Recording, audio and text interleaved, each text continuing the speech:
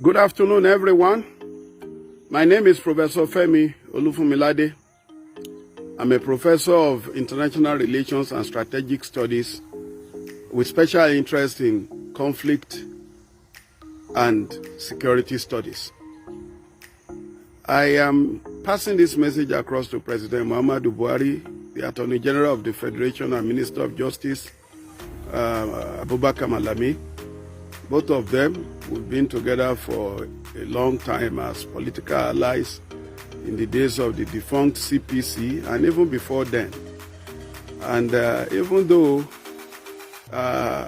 one is not part of those who can, take decision for the administration, one still feels that one should be able to intervene with pieces of advice when it is most needed.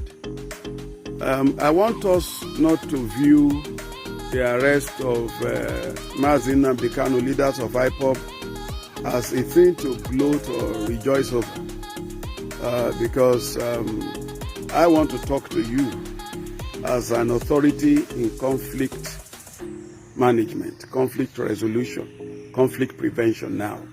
And I'm putting on my cap of conflict prevention presently. The Mazi Nnamdi Kanu, who was taken to custody, who later jumped bail, and now lately arrested, is not the same Mazi Nnamdi Kanu of old.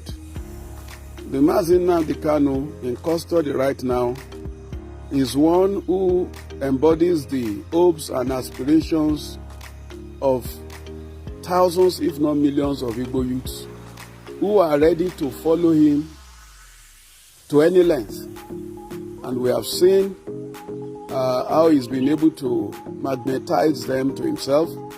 Whether you believe in the logic of the cause he is advocating for or not, the fact remains that he enjoys a huge followership that are consequential as far as peace and harmony, particularly the southeastern part of Nigeria, is concerned.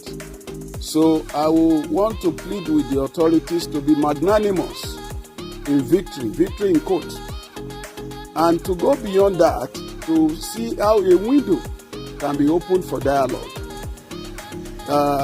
so that whatever the grievances of his followers are, you will be able to resolve it amicably. But if you stand on the ground that they are terrorists, they should be treated with iron hand, well, I'm not sure we are going to see an end to this anytime soon. Because from my observation of the type of crowd he attracts, it's quite electrifying, it's quite magnetic, and they are overwhelmingly large. And I don't see them just running back into their cocoon now simply because he's been arrested. So I would rather plead that the federal government uses this opportunity to portray itself as one that can apply what President Obasanjo called the stick and carrot approach, by saying, now, let us discuss what actually is your problem. I'm not talking of Nnamdi Kanu as a person, I'm talking about the collective of Igbo youths and Igbo senior citizens who are also quietly behind the scene in support of the agitation by the IPOB members. And I'm not talking about this alone. I'm also talking about Yoruba youths and elders who are also rooting for Oduduwa nation. And they run into their millions too. You only need to take a look at the crowd they draw each time they go on the street to protest locally and even internationally. So if anyone sits in a comfort zone and say, these are charlatans, these people don't know what, they don't matter, well, it's like postponing the evil day. Because the caliber of Yoruba people that I have seen coming out to protest locally and internationally include professors, lawyers, engineers, top medical doctors, some of them first-rate medical consultants. And I'm not talking of a dozen crowd or a couple of hundreds. I'm talking of thousands, particularly in Western nations. So, President Muhammadu Buhari, this is the time for you to put any form of inhibition aside and open the door for dialogue. Don't let any of your aid, any of your assistants make this an occasion for passing across provocative messages on the social media. See what has happened to Nnamdi Kanu. You, his followers, you will see what will become of you. That will be terribly counterproductive. And I am not a soothsayer. I'm not a member of IPOB, but I'm a social scientist and an observer of trends in Nigeria. And I know that the crowd I see that these guys pull, this Nnamdi Kanu pull, some of them are highly educated, sophisticated. The idea that they are all, illiterate traders is not true. Some of them are highly placed people. So we should not allow this to produce another form of Boko Haram. You know, Mohammed Yusuf was arrested too, similarly. And we don't know what happened. The next thing was to produce his corpse. And then it was like the end of Boko Haram had come. And then before you knew what was happening, an Abubakar Shekau was upon us. I don't want an Abubakar Shekau in the case of IPOB. I want whatever grievances IPOB members have to receive hearing at the presidential level.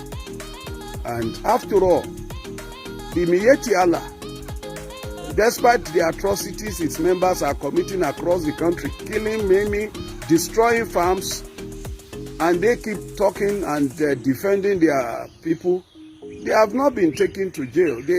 Rather, the federal government is talking about reclaiming grazing routes for them. So in a way, federal government recognizes that they have some legitimate claims. And whether the method the president wanted to use to solve their problem is right or wrong, the fact remains that he gave them a hearing and he spoke in a way that will suit their nerves. Why can't President Buhari extend the same to all groups agitating? It's not just IPOB. In the east there, you also have MASOB before IPOB, and MASOB is still there. In Yoruba land, you have OPC and so many other groups that you don't even know exist. And then in the Middle Belt, the same thing. And the South, of course, you know of the Avengers, you know of the various groups there. So people are unhappy. A lot of people are dissatisfied. And it's not limited to Middle Belt and the South, even in the North.